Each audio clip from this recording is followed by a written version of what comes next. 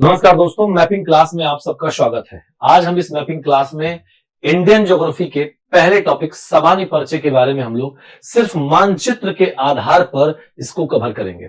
Geography में मानचित्र का अध्ययन करना बहुत ही आवश्यक है और मैं ये जो सीरीज लेकर आया हूं आपके लिए मैपिंग क्लास, ये पूरी सीरीज इंडियन ज्योग्राफी के तहत चलेगा और इस पूरे सीरीज में आपको मानचित्र के आधार पर मैं मोहित सर आपको पूरी की पूरी इंडियन ज्योग्राफी में आपको तैयार कराऊंगा। ये 11 मिनट का शो आपके लिए रामबाण साबित होगा, तो आप इस क्लास को जरूर एंड तक देखिएगा।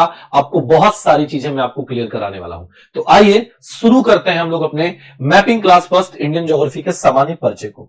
सबसे पहले अगर हम लोग इस मैप को देखें, इंडिया के मैप को, तो हमें सबसे पहले इसके अगल बगल के क्षेत्रों को देखना होगा कि हमारे इंडिया के अगल बगल के एरिया क्या है, किस हिसाब से इसके एरिया बटा हुआ है।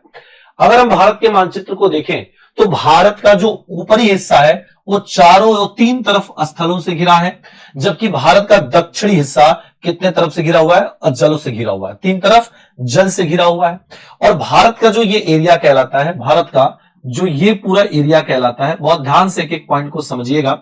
यहां पर जो मैं लेके आपके साथ चल रहा हूं, भारत का ये जो पूरा एरिया कहलाता है यहां तक आगे तक, इसे प्रायद्वीपीय भारत के नाम से जानते हैं। किस नाम से जानते हैं भैया?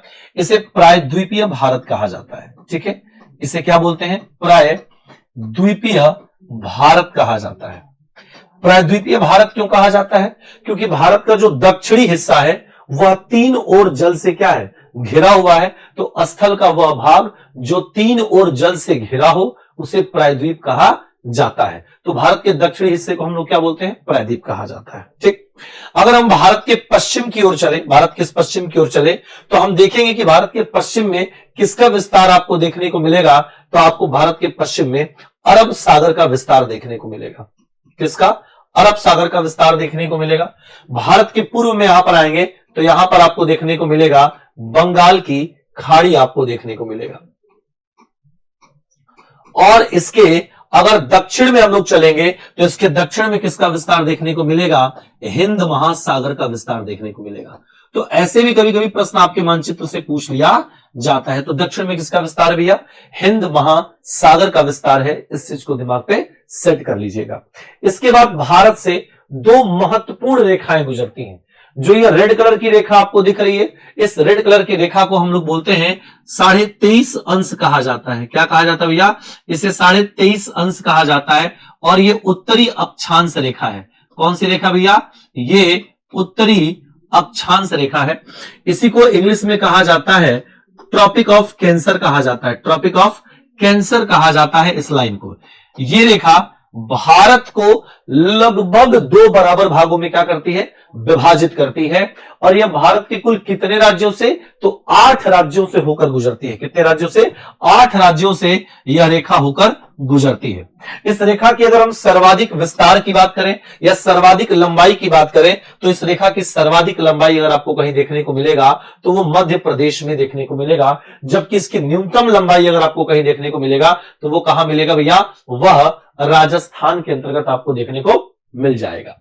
इसके बाद एक और लाइन है और इसी लाइन को एक नदी है जिसका नाम है माही नदी। माही नदी एक ऐसी नदी है, विश्व की एक ऐसी नदी है जो इस कर्क रेखा को 2 बार काटती है। कितनी बार काटती है भैया? 2 बार काटती है। यह भी प्रश्न काफी बार पूछा जा चुका है कि विश्व की वह कौन सी नदी है जो कर्क रेखा को 2 बार काटती है? तो वो माही नदी कहलाती है। क्लियर है आप सब लोग को? बहुत आराम से पढ़ेंगे। इसके बाद एक और रेखा भारत से गुजरती है जो काफी ज्यादा महत्वपूर्ण है हम सबकी परीक्षाओं के लिए, और इसे कहा जाता है 82.5 अंश कहा जाता है। पूर्वी देशांतर रेखा है।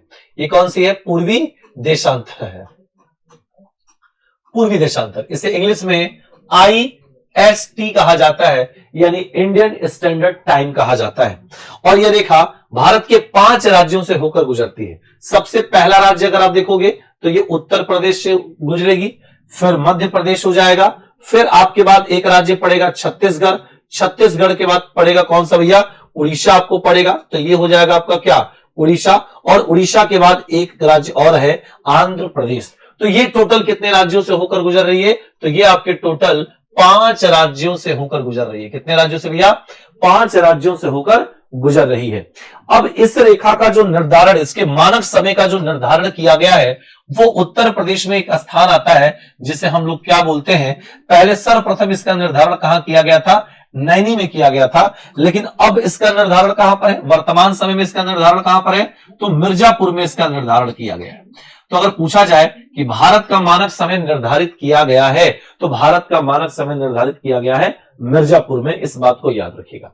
न हो तो आप इसके ब्रैकेट में लिख लीजिएगा वर्तमान में, क्योंकि कई बार ऐसे क्वेश्चंस नैनी और मिर्जापुर दोनों दे रखा है, तो याद रख लीजिएगा वर्तमान में, इसको नोट डाउन कर लीजिएगा। समझ में आ गया। ये जो IST है वो GMT से, GMT आप जानते होंगे जिसे ग्रीन मीन टाइम कहा जाता है, तो ये हमारा जो IST है वो GMT से 5.5 घंटे आगे है। कितने घंटे आगे भैया, 5.5 घंटे आगे। तो लिख लीजिएगा GMT से IST, ठीक है, IST आगे है। कितने घंटे भैया, 5.5 घंटे। इन सब छोटे छोटे पॉइंट्स को आप इस मानचित्र के माध्यम से बहुत बढ़िया तैयार कर सकते हैं। लिख लीजिएगा 5.5 घंटे क्या है, ये आगे है, याद रख लीजिएगा। समझ में आ गया। अब यहां पर अगर हम बात करें तो भारत के क्षेत्रफल को अगर लेके चला जाए कि भारत का क्षेत्रफल कितना है, तो अगर हम लोग भारत के एरिया यानी भारत के क्षेत्रफल के बारे में अगर चर्चा करें तो भारत का क्षेत्रफल आता है 32,000, ठीक है, 32,87,263 किलोमीटर स्क्वायर जो है ये भारत का क्या है, हमारा क्षेत्रफल है। भारत का क्षेत्रफल है इतना, इस बात को याद रखिएगा। फिर हमने आपसे बताया था कि भारत जो है वो 2 क्षेत्रों में फैला है। इसका आधा हिस्सा स्थल से घिरा है और आधा हिस्सा जल से घिरा हुआ है। तो यहां पर हम लोग जानेंगे कि भारत का जो है वो स्थलीय विस्तार कितना है। अगर आपको पता है तो आप हमारे कमेंट बॉक्स में जरूर कमेंट करके बताएं कि भारत का स्थलीय विस्तार कितना है। आप जल्दी से कमेंट करके आप हमको इसके बारे में जल्दी इंफॉर्म करें। देखिए, मानचित्र आपकी परीक्षा के लिए सबसे ज्यादा महत्वपूर्ण होता है, तो यहां पर हमें पता चल जाएगा कि स्थलीय सीमा की लंबाई कितनी है। तो यहां पर नोट कर लेंगे स्थलीय सीमा की लंबाई। स्थलीय सीमा लंबाई अगर देखा जाए तो स्थलीय सीमा की लंबाई है 15,200 किलोमीटर। तो यहां लिख लेंगे भैया 15,200 किलोमीटर, आप यहां पे नोट कर लीजिएगा, 15,200 किलोमीटर हो जाएगा।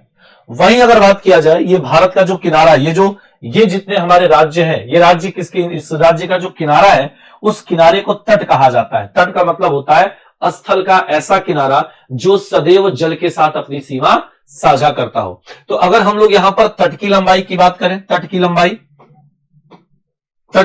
लंबाई की अगर बात करें तो कुछ बदलाव किए गए हैं तट की लंबाई में। पहले ये जो था 6100 किलोमीटर था, याद रखिएगा कितना, 6100 किलोमीटर था, लेकिन अब कुछ वृद्धि हुआ है। ठीक है, अब क्या हुआ भैया, अब कुछ परिवर्तित किया गया है, तो इसको लिख लीजिएगा, बहुत इंपॉर्टेंट है। अब जो है वो कितना है, 11,098 किलोमीटर में ये फैला है। ये नया अपडेट है, इसको आप जरूर नोट कर लीजिएगा। हो सकता है आपके एग्जाम में क्या कर दे, ये वाला प्रश्न आपसे पूछ लिया जाए। समझ में आ गया।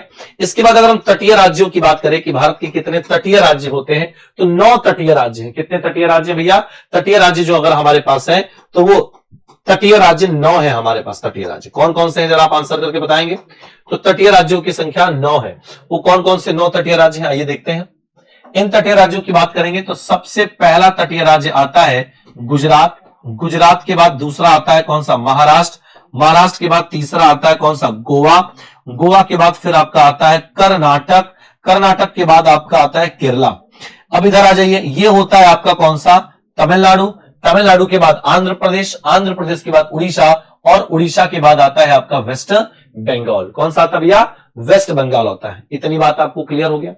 इसके बाद अगर हम बात करें तो पूछा जाता है कई बार कि भारत की उत्तर से दक्षिण में लंबाई कितनी है भैया, उत्तर से दक्षिण में कितने किलोमीटर में फैला है। तो याद रखिएगा ये जो फैला है ये 3214 किलोमीटर में फैला है उत्तर से दक्षिण। जबकि अगर आपसे पूछा जाए कि ये पश्चिम से पूरब कितने किलोमीटर में फैला हुआ है, तो 2933 किलोमीटर में फैला है। कितना भैया हो जाएगा, ये हो जाएगा 2933 किलोमीटर में फैला है। देखिए ये सब बहुत बेसिक चीजें हैं, आपको मानचित्र के आधार पर इसको जरूर तैयार करना पड़ेगा। अगर आप इस तरीके से चीजों को पढ़ेंगे, समझेंगे, तो आपको आपकी भारत का जो भूगोल है वो बहुत अच्छे से तैयार हो जाएगा, बहुत बढ़िया से प्रिपेयर हो जाएगा। इस बात को यहां पर याद रखिएगा, ठीक है। 11 मिनट के अंदर हम बहुत छोटी छोटी बातों को आपके साथ साझा करेंगे, पर ऐसी कई सारी वीडियो आपके पास आएंगी और हम धीरे धीरे मानचित्र पर अपनी पकड़ को क्या करेंगे, बनाएंगे। तो आज हम लोग 11 मिनट के सूबे क्षेत्रफल के बारे में जाने, स्थलीय सीमा की लंबाई कितनी होती है, तट की लंबाई पहले कितनी थी और अभी कितनी, ये जाना, कौन सी रेखा कहां से गुजरती है, इसके बारे में प्रॉपरली हम लोगों ने जाना। आइए एक पॉइंट और हम लोग चर्चा करते हैं। कई बार खाड़ियों से संबंधित प्रश्न को भी हमसे पूछा जाता है। तो देखिए ये वाला जो यहां पर एरिया आएगा, इस एरिया को कहा जाता है कच्छ का रण कहा जाता है। क्या बोलते हैं भैया, इसे कच्छ का रण कहा जाता है। कच्छ के रण के बाद ये वाला जो कहलाता है, इसे कहते हैं कच्छ की खाड़ी कहते हैं, कच्छ की खाड़ी कहा जाता है। और ये एरिया है, इसे खंभात की खाड़ी कहते हैं। क्या बोलते हैं भैया, इसे खंभात की खाड़ी कहा जाता है। तो ये लिख लीजिएगा, खंभात की खाड़ी। यहां पर जो आता है इसे कहते हैं मन्नार की खाड़ी। तो ये हो गया मन्नार की खाड़ी, इसे नोट कर लीजिए, मन्नार की खाड़ी हो गया। यहां पर देखेंगे तो इसे कहते हैं पाक की खाड़ी। क्या बोलते हैं, पाक की खाड़ी कहा जाता है। और इसके बाद अगर आप चलेंगे तो ये जो कहलाता है, इसे कहते हैं बंगाल की खाड़ी, बंगाल की खाड़ी कहा जाता है, ठीक है। आई होप कि आज आपको ये मानचित्र का मैपिंग क्लास फर्स्ट आपको पसंद आया होगा। हम इन्हीं छोटे छोटे महत्वपूर्ण जानकारियों के साथ आपके बीच हमेशा बना रहूंगा मैं। उम्मीद करते हैं आपको ये सेशन अच्छा लगा हो, तो आप कमेंट जरूर करिएगा और अपने दोस्तों को भी शेयर करिएगा। Thank you so much. जय हिंद, जय भारत।